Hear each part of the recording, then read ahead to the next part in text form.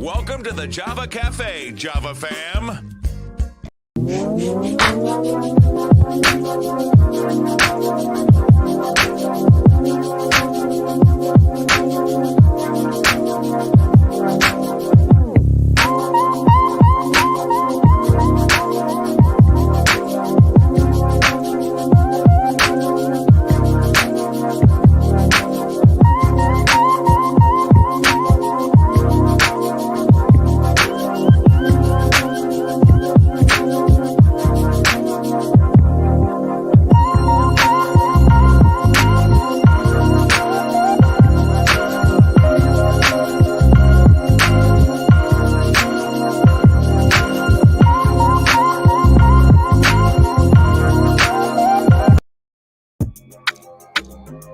Good morning.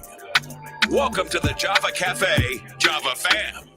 Good morning, everybody. Good morning. Good morning. Today is Wednesday, February 23rd, 2022. I got it right. I'm doing very well. We are back at home in the studio with all the bells and whistles and lights and things like that. But welcome to the Java Cafe this morning. Listen, we don't have time to go in and do the greetings as we usually do. We have two esteemed guests that are with us this morning. I see one smiling in the background. We've done a little upgrade since they were last on, but I have the pleasure and opportunity to speak with a candidate who is running for Suffolk County District Attorney. You all remember in 2018, prior to Java with Jimmy, I partnered with Rasan Hall with that initiative, The Difference the DA Makes. And we know that Rachel Rollins is now the U.S. attorney, and there is an acting DA. I'm not sure if he's running, and we did get the process going. I did send some dates to the acting district attorney, and hopefully we will get that locked in. Since he appeared on WGBH, he can come and speak with a community-driven, black and brown-driven platform. And so U.S. Attorney Rollins has moved on, and now Ricardo Arroyo, who my number one memory from him is his first piece of legislation was passed as a city councilor in declaring that racism is a public health issue. And so we're going to talk about that and how that correlates to the ongoing work in the DA's office and the difference that was made there these past couple of years. So without further ado, I'm going to bring my friend and brother into the room in the person of City Councilor Ricardo Arroyo. He is not here in his councilship, particularly today, but as a candidate speaking with us about change in the legal justice system. So Ricardo, say good morning, greet the people. I will check in with you and ask if you could describe your mental health status in one word, because we also want to make sure that, you know, you're doing well. So go ahead and do you. Don't make me turn red today, and we'll be all set, sir. I don't think I'm gonna make you turn red. I just want to say first and foremost, thank you for having me on. I know you recently had a little bit of a health scare. We're very happy. I know I am. I know I speak for many that you made it out of that okay, and you're here today. Grateful for you and your presence. And so I will just say, for me, my mental health space today is hopeful. I'm very hopeful with the direction in which we are going. Yesterday was a difficult day, right? It was the anniversary for Trayvon Martin on the same day that the Arbery case came down with federal hate crime, right? That it was racially motivated. So, you know, heavy-hearted yesterday, but also hopeful for where and how we take and channel the energy that we've had building, you know, at a community level, nationwide, frankly, for a long time. And so very hopeful. I'm glad that you are hopeful. And I think one of the things that many of us are hopeful, and this is not quote unquote an endorsement or whatever, but I do love the fact that you're running for DA, is that there's a lot of change that has happened since 2018 and 19. We understand that now U.S. Attorney Rachel Rollins went in 19, but leading up into her inauguration, there was a lot of conversation and change. And so I'll be honest, and I'll say Ricardo here, we're concerned. We're concerned about what was established, her memo and things like that. And you know, in transition, things can happen. And so when you say hopeful, can you correlate that to your decision? You're a city councilor. You've had great success. I named the first piece of legislation that you got passed. It looked like what you were there for. Yeah, I was definitely there for which was the last council in person event I was in because of COVID. I actually learned the word COVID from our current mayor in that session. But you presented that, it got passed. Correlate that, sir, to what to why you're running as a man of color. Why are you running? Why are you looking to switch your voice to a different office? What is your motive for running, sir? Well, so, for folks who don't know who I am, I was born and raised in the city of Boston. And like many folks, I've had interactions with the system that led me to where I am now, right? Like I went to law school specifically to be a public defender. And so when I did that work and I was representing hundreds of clients, I was in a place where I saw every day the impact of our systems, like the mental impact, the health impact, not just on individuals, but on victims, on survivors, on families. And I think what people often forget is that many people who are yesterday's victim in a case are today's defendant, right? And so these are cycles of trauma, these are cycles of harm. And I just knew in that work the impact that prosecutors had on the outcome of lives. I'll give you one. I'll share one story. I had a kid who was 18 years old. So if it had happened a week before, he'd have been in juvenile, would have been a whole different situation. It hadn't. And so he was here on a green card. He was not yet a citizen, and a conviction would have made him deportable. The crime was the door to his high school was open, and he went in with some friends, and they caught him in this school when he wasn't supposed to be in this school. So they charged him with that. And it took a year and a half of like finding the superintendent, finding the principal, getting them to come in for this kid to get this handled. The difference between a conviction in that case, which by the way, the DA, I've thought about this case ever since. I'm not sure the assistant district attorney has spent more than 5 to 10 minutes thinking about this case since. And that's sort of the issue I had with the system. We pushed really hard, and the outcome for this kid was very good. He ended up, he wanted to join the Air Force, and that's not where he is. But for not that process, he would have been deported, right? And so the differences that we make in just on a minute level every day has a wild impact on whether or not somebody is going to continue to interact with our criminal justice system, be destabilized, in some cases, eventually be deported and lose the life that they know. But often it has a destabilizing impact on community if you handle that incorrectly. If you handle it correctly, then you give people a pathway out. You give folks a pathway to the resources they need, the services they need, and you get somebody who actually promotes public safety because they are now a productive, stabilized member of our community. And so I look at this as like a very serious job. And the first, I think, prosecutor that I truly went, this is somebody who understands what our communities deal with on a day-to-day basis. This is somebody who I think is actually got a vision for this, that as a person who has been on the other side of this, I can 100% agree with most of the time, is Rachel. Yes. Rachel Rollins really led on a number of things. Her bravery in leading on these things was crucial. And now here we are, 2022, and we've seen the results of that play. Like, we have data, like there's causal impacts to the reduction in crime and in the further stabilization of our communities based on policies that she put in place. And so now that she is at the U.S. Attorney's Office, this is a situation where I think we're really in a fragile space. There's a question here about whether or not we're going to continue with these processes. I know that the acting DA right now has already stated that he will not continue with the do not charge list. I was actually part of the process of the creation of the do not charge list. One of the great things about former District Attorney Rollins is that she was great at convening people. And so as the time I was a CPCS attorney, I was a public defender. She put a group of us together and said, what are things we could do day one to really make. Hold on. We're capturing something right now. So you're not Johnny come lately. This is like my life passion. This is like a real thing for me.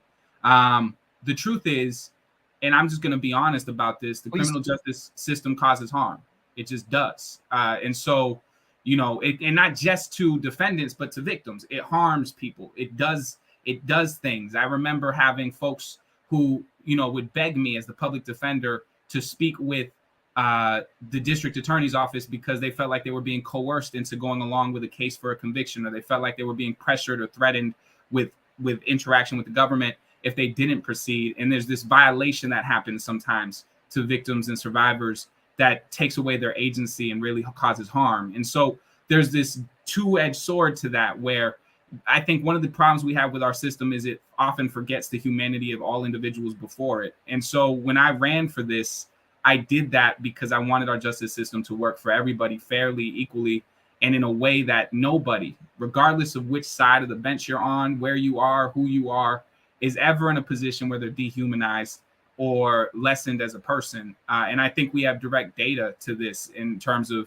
sort of the discrepancies in sentencing and disparities in sentencing and in charging for communities of color and policing for communities of color. And it's really important to me. It was very important to me as an individual that whoever has this seat is somebody who understands that the number one job for them is to address that, to put their name on that, understand that that's a responsibility for them. And so I didn't enter this lightly. I want to make sure we keep our communities safe, truly safe. And that requires making sure that we treat everybody like a human being when they're in our processes and in our systems, and that we make sure that we're looking at people on an individual basis to say, how do we do this? And I just want to say one thing that I think separates me in this race.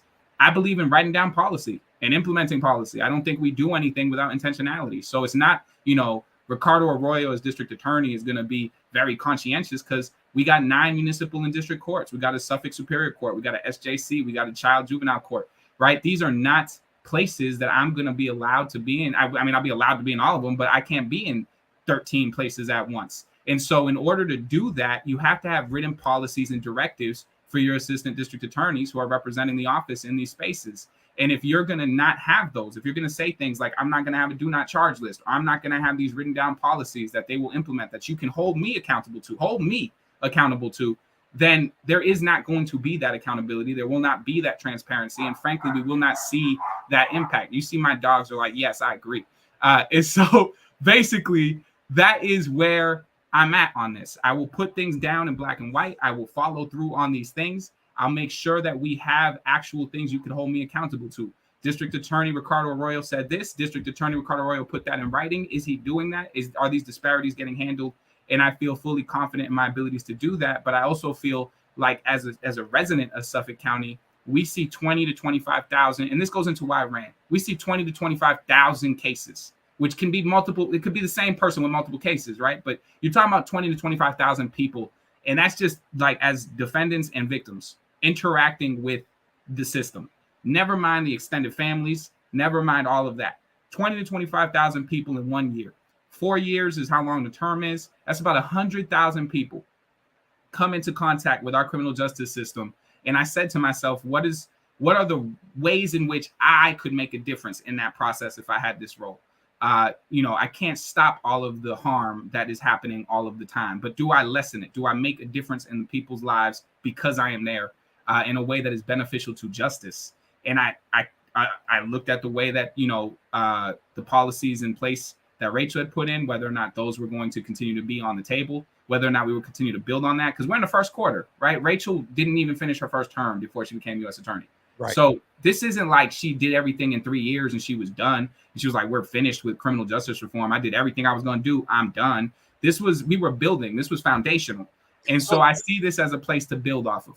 And I heard that there. So if I heard you correctly, Rachel didn't get the chance to put this on paper in policy in a manner that if I hear you correctly, no matter who becomes DA or under your administration, you are attempting to make this policy ongoing beyond the next district attorney, if I'm hearing you correctly. So let me be very clear. She did put it on paper, which I think is one of the reasons why I appreciate her. But with the memo, yes. Now we're going to talk about systemic change to person change. The reality is our systems are the same. And the only way in which this is why racism as a public health crisis was real. And racism, and just remind me to get to this, racism as a public health crisis was inspired because of the work I did as a public defender. And there was a specific moment, and I'll get into that. But basically, to be very clear, who is in charge of the district attorney's office has complete control over its processes and systems. So she couldn't make it the law that you had to not charge these things. She couldn't do that. She had to create policies in the office. The minute a new person takes place and takes power, they can just say, no, we're not doing it that way anymore. And then it's done. And that's actually what's happened. They've said, we're not doing it that way anymore.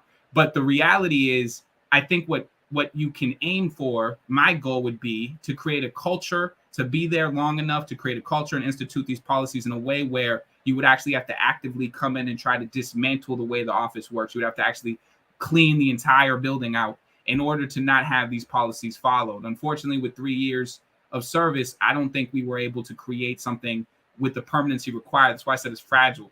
And so it's really important to me, as not just a part of, Rachel Rollins' legacy, but this is way bigger than hers, way bigger than me, is how this interacts with human beings who have been given a chance, right? We know from the study that was conducted on the do not charge list that people were about 2 times less likely to get back in court on a misdemeanor charge or a felony charge if they had their case diverted at that arraignment process the way that she instituted. And so we know that this works. It's not just like something that's theoretical. We have data. We know this works. And so the fact that, we've stepped away from something that is proven to work, is troubling to me. It's why I ran. It's one of the many reasons why I ran, because we will not run away from things that work under my administration. We saw the data here. Bobby Constantino came and presented that there was quantitative data that proved that. And so one of the things that and you've been active in this, and it's in the comments there, is how do you plan to look at the balance of public safety? You talked a lot about humanity, and a lot of our brothers and sisters on mass and cast often,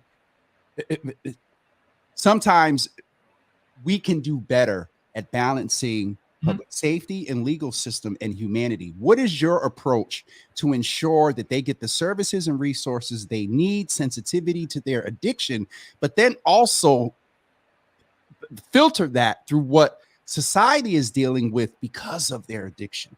How are you in a royal district attorney administration? How are you going to balance those two? Yeah, I think that harm is a real thing, right? Like, people talk about somebody harmed me, and I think that's real. And I think part of what we have to do when you're actually seeking justice is not seeking vengeance, right? But it's also not dehumanizing folks and saying, let me figure out how to get this person. I just don't want to see this no more, right? So get this sort of nuisance crime out of the way. I'm going to be honest. I had hundreds of clients. I would have to say almost 65% of them were folks struggling with addiction. And what I realized in that process when I was driving folks, like literally myself, driving folks to detox centers, to rehabilitation centers, is we often do not have enough beds or resources for folks. In fact, we had a really broken system that prioritized folks that were incarcerated over folks who were on the streets. And so, and for obvious reasons, because if you're incarcerated waiting for a bed, if that's the whole reason you're incarcerated, then we got to prioritize that. You shouldn't be in jail.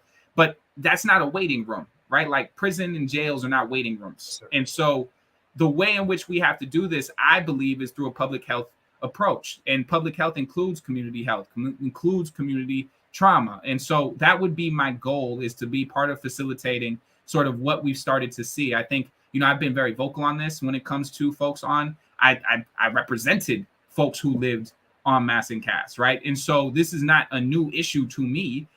They send them to, when they're arraigned, those folks go generally to Roxbury District Court, which is one of the courts in which I worked. And so I've dealt with trying to find resources and get folks into programming. What I always remind folks is these are people's children. These are these are human beings. And even though what you are seeing often from them is at their very lowest, worst moment, they are not that.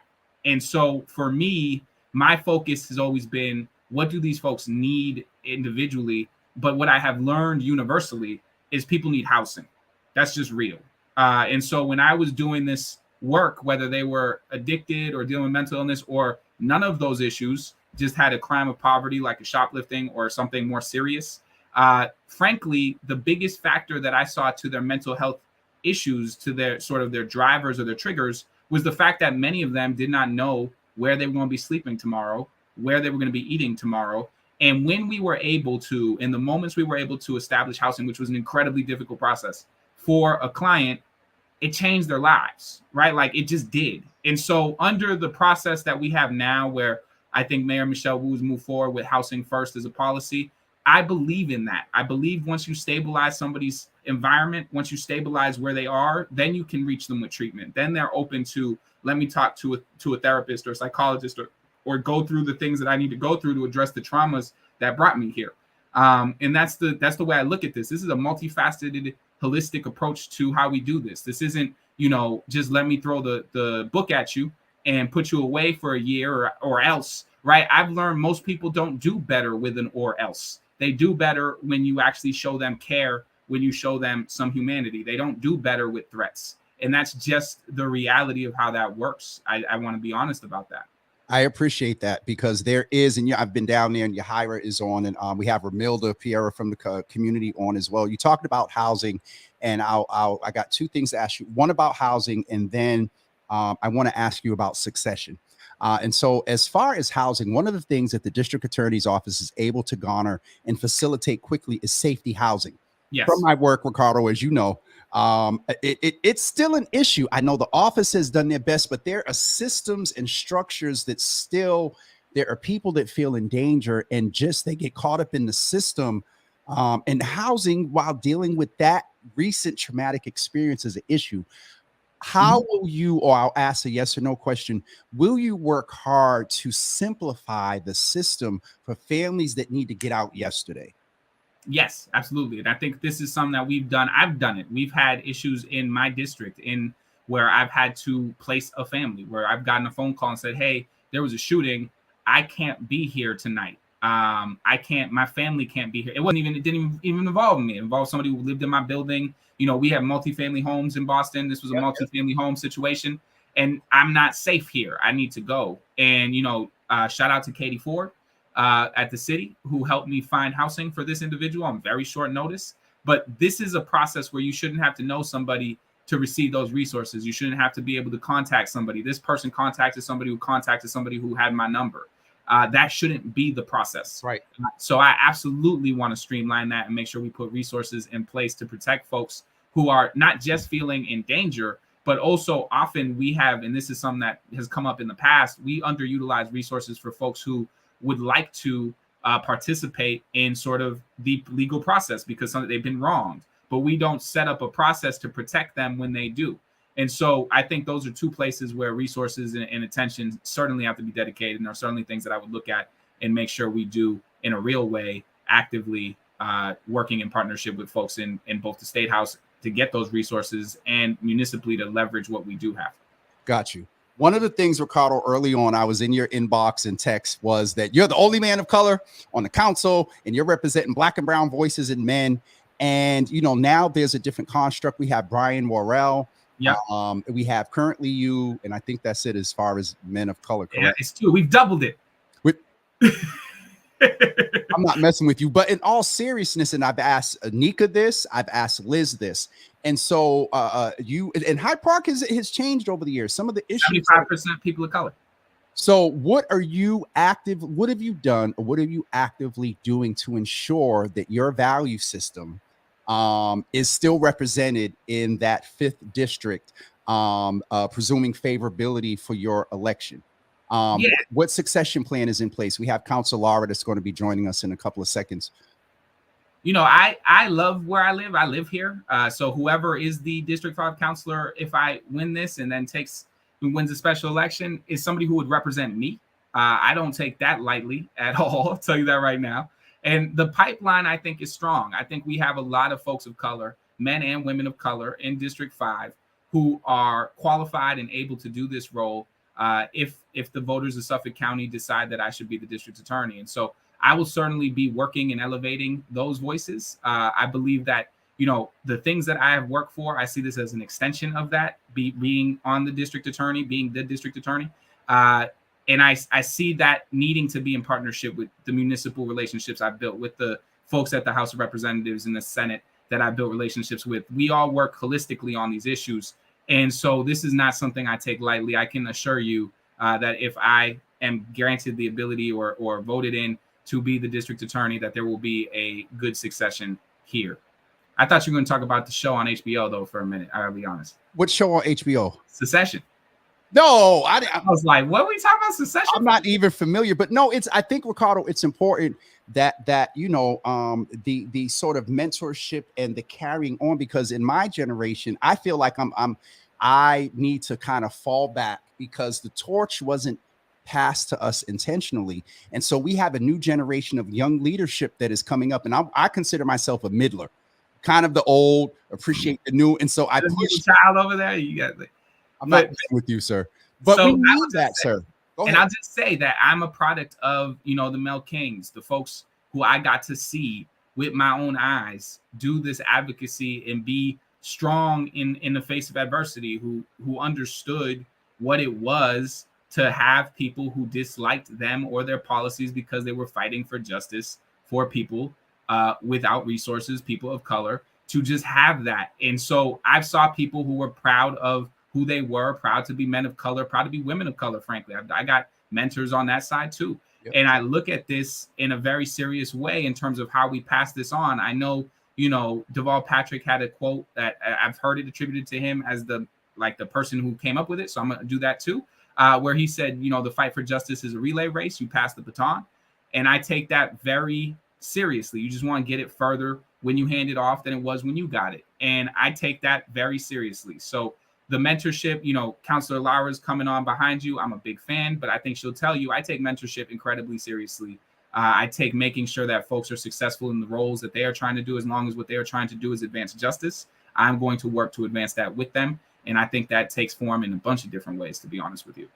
One of the last things I'll ask you, Ricardo, if you get a chance, go back in the comments. Ramilda is asking some questions. This is on Facebook Live? It's on Facebook Live. Yep, on the Java with Jimmy page. She's asking about 58A. But the one thing I want to ask you about is you referred to Counselor Lara. You have worked with Counselor Wu. And, with the mandates and some other things, Boston is changing. And so I'm going to ask you to close out it. What is it that you would say when it comes to protecting women and especially protecting women of color? Because there have been some interesting undertones. I think the mandates were the outlet because of this fear of change that's happening in the city. And so a lot of our women are taking the baton. Just close out with what it is you would say about how we as a community and society can do better at protecting women and women of color and people that don't believe in that. What is some work they need to do? So here's the deal. You just need to understand that we live in a patriarchal system in society. We live in a racist system in society because that's been codified into law. We've done a number of different things to do that. And so I take this responsibility incredibly seriously. And if you're watching this, you say, he hasn't talked about prosecution. I will be focusing the office and energies of this office on violent crime, on things I believe truly disrupt public safety, things like the trafficking of drugs and the trafficking of people, which brings me to this role that we're talking about, which is generally what we're talking about is assaults, batteries, sex trafficking, things like that are essentially where the victim is often almost always a woman. And so those are things that I take very seriously. My office will take very seriously. And I would just say on a separate side of that, part of what you're talking about is protecting Black leadership, Black women or women of color in leadership roles. And I take that seriously because the truth is, we encounter different forms of vitriol, and they are much freer, frankly, when it comes to speaking to our women in leadership positions, specifically folks like Congresswoman Ayanna Pressley, District Attorney Rachel Rollins, certainly has faced death threats. And these are threats, frankly, are unacceptable under any terms, but these are threats that have largely been fueled through racial bias, through aggression of just these patriarchal, racist beliefs that people hold. And I see that as the responsibility, not just of me as an elected official, but of every man and woman, not specifically women, but men specifically, to address issues of patriarchal and racial hate and violence and threats. And I think that it's incumbent upon us to call that out. And I think, when we are talking about just in general, I get this question a lot. We've had this a lot in the last 2-3 years. When we see that, it's often just the electeds of color standing up for electeds of color. I think, it's incumbent on both men and women who are not of color, who are seeing racist, vitriolic attacks on electeds of color, to stand up and say, we will not do that. So I want to give kudos to Council President Flynn, who did that and frankly had demonstrators outside of his home. But that is leadership. That is how that works. And so, I think this is something that is urgent for us to deal with. So from an office standpoint, from the district attorney standpoint, these are the kinds of things that I would like to focus our resources on. We have 20,000, 25,000 cases in Suffolk County. So you have to prioritize these cases. And that's something that my office will do. But I also think from a political standpoint, talking to to public in public and for and standing up for individuals is vital. Good to see you, Councilor Lara. And speaking of that, I think it was important to have this crossover because Councilor Lara, she faced some interesting perspective during the election, and so I know you two are currently working together during and after. But during and after, and it's just so I'll let you all say hello, and then we're going to go ahead and proceed with Councilor Lara. Go ahead. Good morning, Councilor. Good morning. Good morning. Hey, Councilor Arroyo. Hey, James. How are you? Good. I'm glad I'm sharing my hour with Councilor Lara. I'm gonna go though, so I don't take up any more. But Ricardo, I appreciate you, and we'll have you back. And please get back to them about. There's a whole thread about 58A on which is the dangerousness hearings, and I just want to be clear on that. You know, there's a proper way to use dangerousness hearings, and so for folks who don't know, a dangerousness hearing is when you make a determination that this person is a danger to the public, and they'll be held without bail. And so that's what happens. I think, frankly, that's the correct call on violent crimes and things like that. I don't know what the direct question is on 58As, but those are dangerousness hearings. They have a place in our system because they essentially allow for us not to criminalize people on the basis of the bail that they get. So you're not saying, oh, you know, bail's not meant to be used as a punitive measure to hold somebody in incarceration. So you shouldn't be saying this is a violent crime, so the bail's $100,000. You should be saying, if this is the violent crime that we would put $100,000 bail on, this should actually be a dangerousness hearing.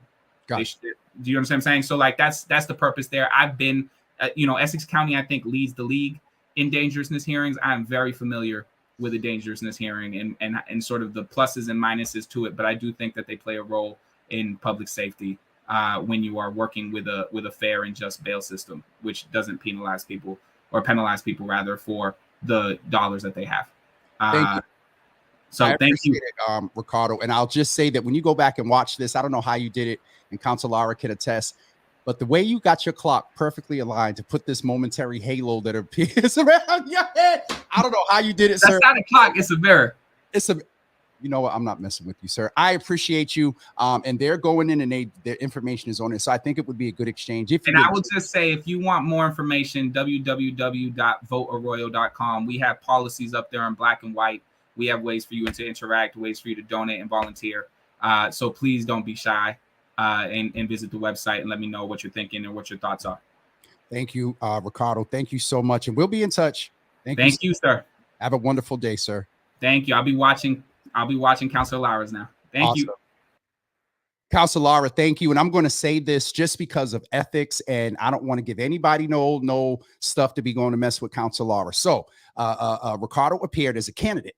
Yes. And so I just want to make sure that the public understands that them on screen together and him talking about his candidacy was not Councilor Lara appearing with him as an endorsement for any trolls that want to do whatever, but share values probably more than likely. But I have already publicly endorsed Councilor Arroyo for his race in the DA. So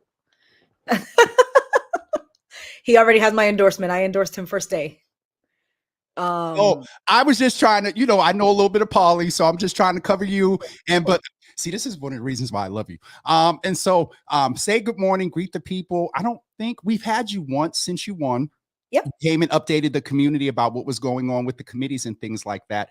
So say good morning, greet the folks, and then end with using one word to describe your mental health status.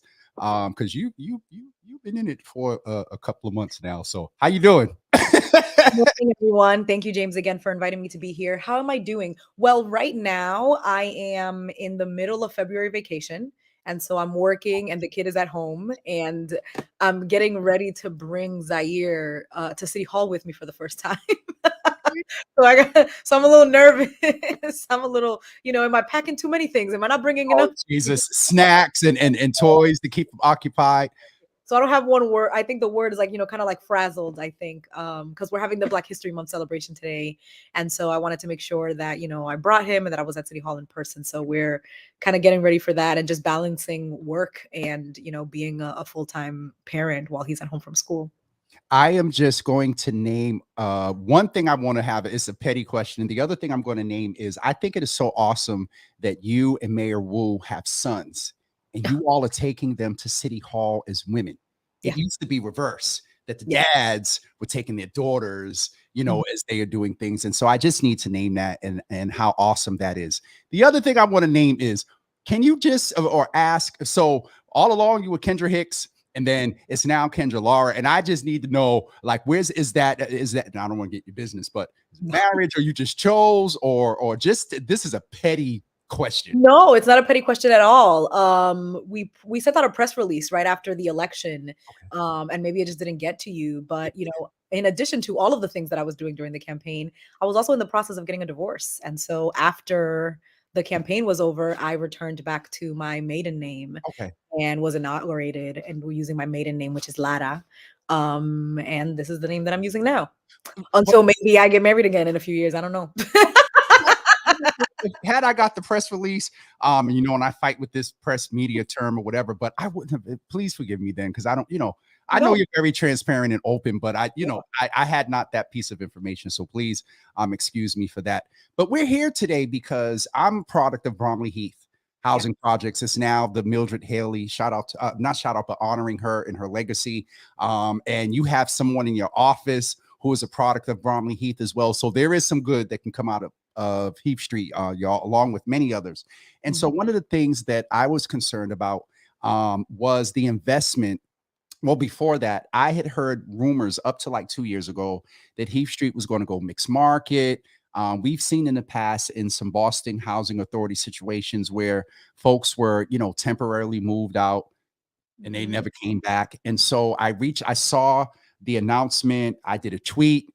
You responded and said, hey, let's talk about it. And so we're here today to kind of, you know, mainly talk about that. But you're over the housing committee, correct? Yeah, I'm the chair of the Housing and Community Development Committee. That's correct. Okay. So give us, if you would, an update, and then maybe talk about, you know, and I'll tell the viewers, it's a personal concern, but I think a lot of people have it as a model about ensuring that investment that Mayor Wu did, it did give me confidence that there will be less displacement for those that want to stay and reap the benefits of this investment. But if you could give us maybe give us an update about that specifically to Heath Street, and then let us know what's going on in your committee and how we can be supportive and helpful. Yeah, thank you so much. So I can just give kind of an overview of what's happening, because there are two different things that are happening at Mildred Haley right now. So there is a redevelopment plan that's underway, and there's also the $50 million investment that's coming from both the city's capital budget and the federal investments, right? And so about a month ago, Mayor Wu announced at a press conference that there was a $50 million commitment in funding that was going to be made for capital improvements at Mildred Haley Apartments. And so those $50 million specifically are being used to address plumbing, ventilation, windows, kitchen and bathroom improvements for 526 of the public housing units, right? And so these improvements are going to improve air quality. They're going to prevent environmental health hazards, mold. They're going to increase energy efficiency. And obviously, they're going to make people's apartments and living situations better. One of the things that I'm really a proponent of is that people who live in public housing deserve to live with dignity. Just because they live in public housing does not mean that they need to live in squalor and that they don't deserve to have investments made in their homes. And so the $50 million investment is for that specifically. And then there is a separate plan that is underway to redevelop 253 of the 779 public housing units currently at Mildred Haley Apartments. And that construction is expected to begin later this year. And so in addition to restoring 253 of the public housing units, this redevelopment plan is also going to create hundreds of additional units that are both that are affordable to low and moderate income residents. And that's going to be by Center Street Partners, a collaboration between the JPNDC, Community Builders, and Urban Edge. And they're going to carry out the redevelopment of the project. You know, this is obviously, all of these investments in Mildred Haley are a testament to the organizing of, you know, Miss Haley herself, Anna May Cole, Julia Martin, and just decades of tenant organizing that has happened. Mildred Haley is like one of the centers of tenant organizing in the city of Boston. Right. So, although we have to be thankful for our elected officials and for Mayor Wu for listening and taking action, this is a win because people fought for this. This was won because the people in Mildred Haley fought for this, and they've been fighting for this for decades. And so to me, this is like an organizing victory. I think what's happening is that there is a concern about that. There's concerns about the redevelopment project specifically. Yes. Because we have seen other public housing Yes, ma'am. redevelopment. And what we've seen is, like you said, people get moved, they get displaced, they can't come back. There is no law, there will be no loss of public housing units in this redevelopment. There is a net zero loss. Every single person that is going to be moved in order for the redevelopment to happen will be able to come back and move into their apartment. And so typically what you see with the redevelopment and the other ways that they do redevelopment is that you lose a lot of the units. That's right. So only some people are allowed to come back. And so this is not only maintaining all of the public housing units, it's also adding more affordable housing and moderate and some market rate housing. Can I ask you a question, counselor? And it's kind of an off the cuff question. When I first heard about, and you don't run from those type of things. When I first heard about it, there was how it was presented to me that there was a sentiment that mixing the moderate income population, how can I frame it, changes the culture of a particular neighborhood. And I really, what I heard from that was they were trying to bring in a different group of folks to raise the bar of living over in Heath Street. And so it just that's with the additional housing that is coming there. How do we ensure that those agencies that you named, we know that, we know that residents in Boston have experienced through various development companies issues of displacement. Is that a concern that you have, that the integrity of what makes Heath Street and all its good? Are you aware of any intentionality around trying to change the culture or whatever?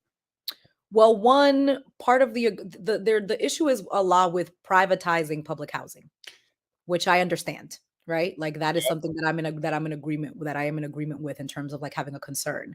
I think that because public housing is so incredibly underfunded federally, what it means for our local government is that we have to get creative about how we find the money to fix things up.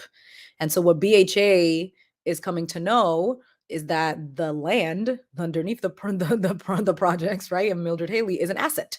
It is a financial asset, and that if you redevelop the land, not only can you keep the public housing, you can use that money to fund so that the people who live in the public housing can have better living conditions. And so let's just name this. Heath Street is a little different because Miss Haley was smart.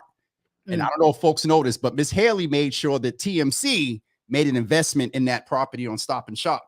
Am I right? There's an investment there. So Heath Street's TMC got a whole different lens in which they can use their power. Am I correct? I think so. Yes, Okay. I think so. I think that for me, the concern of like, oh, we're privatizing public housing, is like we need to figure out how we can do this differently. And this is one of the creative solutions that we're having if we don't want to lose public housing. It's kind of like a catch-20, this double-edged sword, right? It's like, yes, we are kind of like the management and development of these units is moving over, but it's moving over to the JPNDC, which is a nonprofit organization, right? It's not like a private for-profit management company. It's a nonprofit organization that has a long history in the neighborhood of providing affordable housing, obviously not without its issues. I'm not going to put my cape on I'm not putting my cape on for the JPNDC. No, like it's just not like everything, and particularly nonprofit when it comes to affordable housing, there are issues. And so this is not at all to be like an evangelist for neighborhood development corporations, but it's better than if we had a private developer coming in and a private management company coming in. And also they're taking over with the agreement that the public housing units and the affordable units are going to stay affordable in perpetuity, which means forever. So none of the affordable units, none of the public housing units are ever going to be lost. Okay. And so as Ricardo just named, that it's going to be put on paper through legislation that those units will always remain. I would presume It's already a part of the agreement. It's already there. It's done. It's done. It's a part of the agreement. Like, this is moving forward. And again, not putting my cape on, but the level of community involvement in this process is it is unseen to me. It's something that is like the level in which people went, the amount of meetings, the feedback that they took, the changes that they made based on what they were hearing from the tenants at Mildred Haley. This has been like a really community involved process. And what's happening is that we're seeing like outside organizations coming in, and there is, like you mentioned, there is a righteous fear from people who live in public housing that people are going to come in, they're going to redevelop their neighborhoods, and they're going to be pushed out. Yep. And there are organizations that are coming in from the outside, and they are banking on that fear, and they're spreading misinformation, and they're wanting to take credit for the organizing of the people there, and they're banking on that to kind of tell people, we need to stop this redevelopment because they're going to take over your neighborhood. And so, to go back to your question around culture, yes, it is absolutely a concern. I think that one of the things that we are not doing well is that we talk about really meeting the affordable housing crisis by just building more affordable housing. And when we talk about housing, we're talking about building communities. We're And not it's not talking about just renting buildings. Come, counselor. yeah, Sorry. Go ahead. we're not just putting roofs over people's heads. You're talking about building communities. And I think that this is an issue that we see with the IDP. And so right now, like if somebody's What's the IDP? So inclusionary development, right? And so what that means is that if you are building a building with this many units, you are required to have a certain percentage of affordable units in your building, right? I live in an income restricted unit inside of a building that's like in a developed building. And what I've learned being a tenant, right, like being a renter and being a tenant who lives is that the very small percentage of us who live in the affordable units here coalesce around each other. And we are outside of the culture of this building where the person who lives across the hall from me is a doctor, and the person who, right? And so feeling like you are in community, creating mixed income communities, creating like there is a way to do that. And there is always the concern that people are now not going to feel at home. That even though we have public housing and we're keeping all the affordable units, that the change in the neighborhood and the incoming of people in neighborhoods changes how much people feel at home. And how people feel at home in their community and in their neighborhood directly impacts how involved they are in their neighborhood and in their impact. And so, yes, that is absolutely a concern. That's work that we're going to have to do, right? What can it actually look like to have neighborhoods that are mixed income and that have, like we have to figure out the right way to do that. I don't have the answers, but that is absolutely a concern. It's something that we're going to have to deal with. It's something that we're going to have to learn to navigate. Obviously JP, I grew up in JP. And so this is not like, I'm not only coming as the city councilor who represents the neighborhood. I'm coming as somebody who grew up in the neighborhood and has watched the neighborhood change, whose family has been pushed out of the neighborhood because they haven't been able to afford the neighborhood. And the only way that I'm able to live here is because I live in an affordable unit, right? Like I literally won the lottery and I'm able to stay in my city. So I know what it looks like and I know what it feels like. And for me, it took a level of defiance to say that I was not going to feel uncomfortable in my own home. And see, the counselor, so you named, and I see some of the comments, folks, and I'm going to get to them in a minute. One specifically from Kenya that brings some good balance. You articulated so well what my concern was, and it is based in Heath Street because I'm from there, but that is the experience. And it's not just in Bromley and when it comes to public housing, it's across the city. And I would say in just visiting DC and Atlanta over the past summer, it's a concern, I think, for Black and brown people, and you can't really talk race without talking class. So those that are dealing with poverty, they're a little bit lighter than me.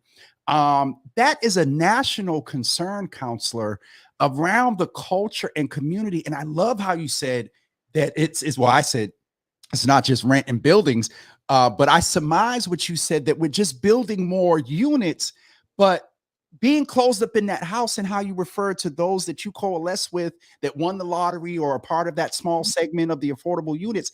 And that, counselor, is you've helped me today because I've been trying to figure out a way to articulate this thing around Black spaces, and it's, you know, black and brown and those that are dealing with poverty and period. But this is one of the things that I would love to work with you around, how not just buildings and affordable rent, but a park, a little stage setup where, you know, the kids can come and do things and have culture and community. I'm sorry, you just kind No, of no, and just to say that because the redevelopment project on Mildred Haley had so much community input, all of those things are included there. Yep. You know, you're talking about a redoing of the Anna M. Cole Center. We've talked about what would it look like. Wait a minute, wait a minute. They're going to redo the hall. That's what we call it. We call it the hall. The plans that I have seen show like a state-of-the-art community center. The Anna Cole Center. Again, I got to remember it's not the hall, it's the Anna Cole. So Yes. it's going to be a community center, more broader than just having events there, but there will be a lot of programming and things, presumably. Yes. And so there's still conversations about who's going to run the center. I floated what would it look like to have that be a tenant run center instead, like how would, one of the things that I'm considering is, would the BCYF be open to considering a different, more collective model than the typical model that they run other community centers, right? Like what would it look like if we could run a community-led collective, like a cooperative model of running this community center here? Because the other thing that I think, in addition to affordable housing, is that we can't just build more units without community control, right? And so how is the community being brought into the management process? And I think that, you know, again, really happy of the work that the JPNDC has done to create this. And that doesn't mean that we're still not going to push, right? It was like, oh, you're going to be managing the property. What does tenant management look like? How do we bring the tenants into the management process? We need to give people and renters power. It's not just about, again, a roof and building more housing and putting a roof over your head. You're building communities, and investment in communities comes from the people who live there. And that requires that we give them actual power and actual decision-making power and democratize renting and housing. Can I ask you to, because we understand that words matter, and I learned this some years ago, is and I think it was Councilor Mejia that reiterated this for me some years ago, was that and I know this isn't your model, but when we give people power, it also gives the opportunity to, quote unquote, take it back. And so empowering them, giving them the knowledge and the ability, I think is where, you know, you are headed, to make sure that they understand their power. And so I Counselor, I'm a little excited. I would just say that again, personally, there's a model there, the cave. I'm a product of the cave, where Mikkel came from. I'm a product of the cave. That was where I got my peer education start in some 40. I ran the youth program across the street at Family Service of Greater Boston, and all the kids from the cave were in my program. Also, you were at Family Services with Randall? Yeah. Rucker? I Randall was there. Oh God. Probably right before I came. I was the youth worker at the youth program there. So I you had know about YPP and all that. Oh yeah, that we renamed it to Youth Aim, and all the young people from Mildred Haley were there, and they kind of took it over. Okay, so this I didn't know. I know your time is short, and then a serious note, and then we'll go back to a positive note, because I don't want to on I won't say, well, a negative point is, you are a woman of color. You are Afro-Latina, correct? I call myself Black, but yes. Black. Listen, identity is complicated. Identity is complicated. I understand that identity is complicated, but oftentimes, as a Dominican woman, I have found that when people call themselves Afro-Latinos is because they're not trying to call themselves Black, and I try not to ascribe to that. So I just call myself Black because I'm just Black. So with that being said, Counselor, in all seriousness, our mayor, yes, our congresswoman, you on the trail. Was I don't want to use the V word, was the subject of some very interesting commentary about how you flow, and the change that your election and their election is a demonstrative sign that politics is changing. Yeah.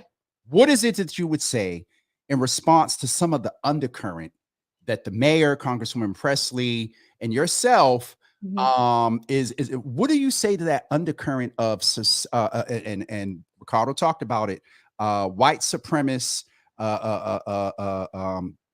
culture in pushing back on the fact that they know that we talk about power. Mm-hmm. They know that they were empowered to, and now we're recognizing our power. What do you say to folks that are scared?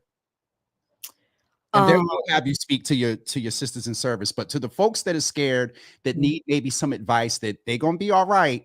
What do you say to them to kind of chill out? Yeah, I think that there are two things. I think one, and we're seeing a lot of this conversation as well when it comes to the exam schools, because people are kind of like up in arms. It's sparking back up again. Well, we're heading towards implementation, and so now there's right. like, Yep. yeah. Sorry. So yeah. So, and the thing that I say is that if you have a pie and you get two slices of the pie, and your parents got two slices of the pie, and your grandparents got two slices of the pie, and then all of a sudden we're telling you that you're only going to get 1.5 slice of the pie because we're trying to make sure that somebody else gets 1.5 slices of the pie instead of just one.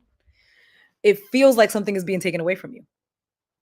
Right. And so when I talk about the exam schools, I'm like, yes, there was an unfair advantage, and now the advantage is being taken away. That is not oppression. That is right. Like, that's not oppression. It feels like it. It feels like it because you are losing something that you had. But ultimately, what we're creating is that we're trying to build more equity. And so when I think about people who are worried about what we're doing, or people feel like they're losing power, I like to say that a rising tide lifts all boats. And that ultimately, when you ensure that the people in your neighborhood, in your community, and in your city, and the people who are most marginalized or farthest out on the margins are prioritized, and they are also doing well, it's better for all of us.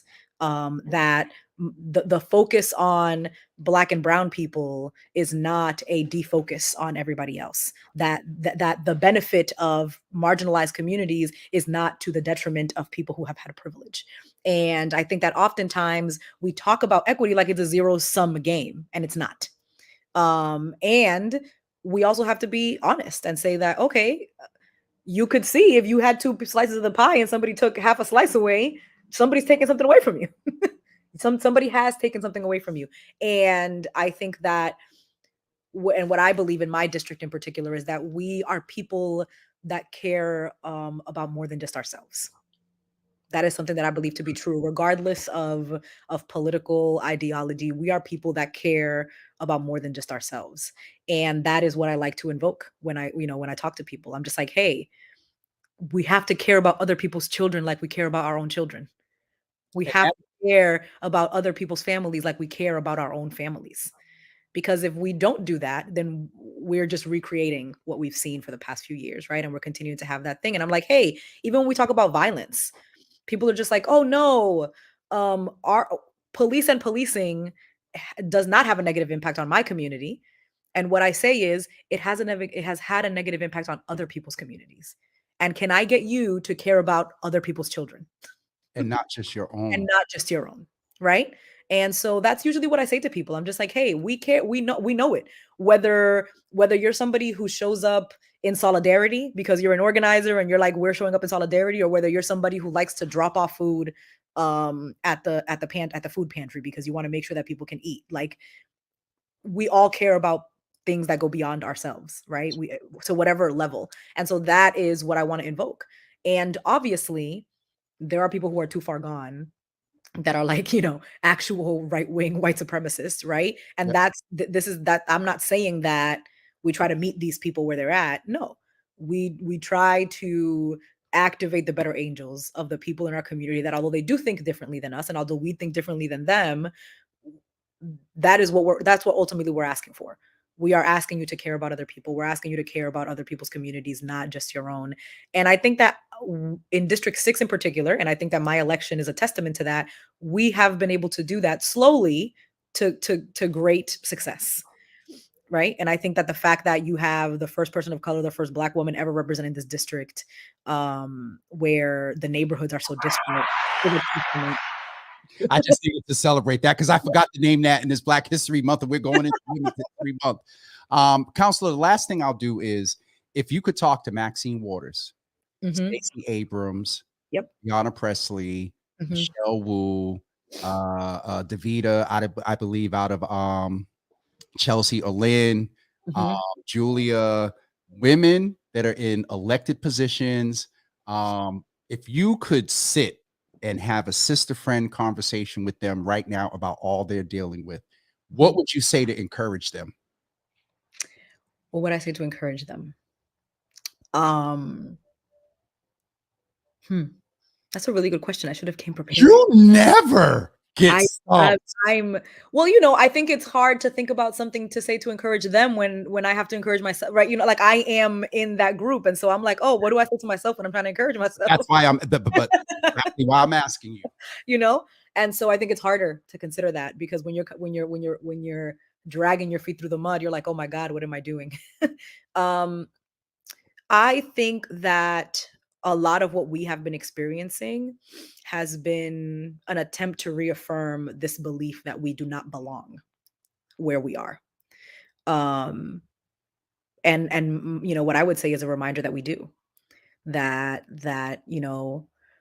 running for public office, w- making policy, being kind of like in these rooms and moving in a way that benefits our communities is our right. And it's our right. It's our right to do that. And we live in a democracy, and it's the right of the people to elect people who they know are going to represent their interest. And the people in this district, in the MA 7th, in the city of Boston have overwhelmingly said what they want. And the people who fight against that are trying to fight against the will of the people. And the will of the people is always stronger than the people in power. So I wanted to end on a good note, and I know it kind of maybe threw you off a little bit, and I will name that I wasn't being insensitive to you dealing with it, but I know that you are, and yeah. so that I know you're able to speak to it to those sisters, excuse me, in service with you, and so we're a little bit over our time, counselor. It's I'm encouraged by knowing that your philosophy and mentality is in the council along with others, but you just got just a little more. Yeah, you just got a little more, A little spicy. I didn't want to say spice because I don't want the words mad, and I didn't want nobody to mess with me or No, whatever. But yes, I can say it because I'm your brother. A little love more it. spicy, a little more heat. And so I appreciate you. I'm going to go pay a couple of bills and get off of here. But counselor, thank you. Please keep us informed. And there's a young lady I want to. I don't know if you know Miss Haley's granddaughter, Lisa Martin. There's a I young lady. not know Lisa, no. I would love to connect you with her because she's no longer here. But she still carries the legacy of her grandmother, and it would just be great for some historical context and just for you to connect with her. So I'll make that connection. But thank you so much. And another sister,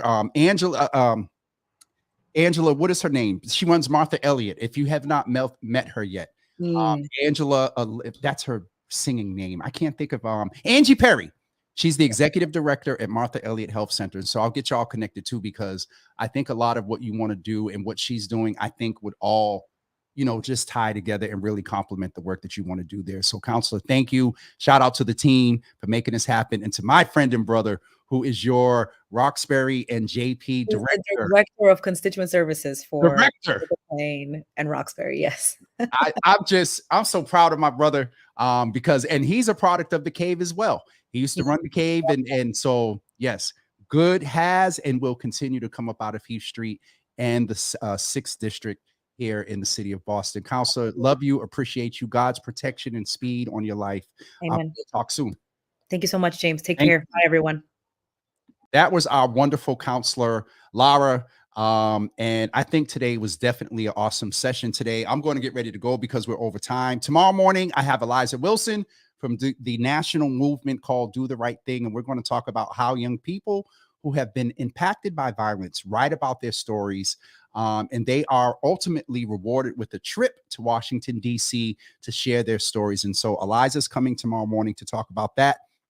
At 12 noon today, over on Instagram, Council Laura talked about BPS.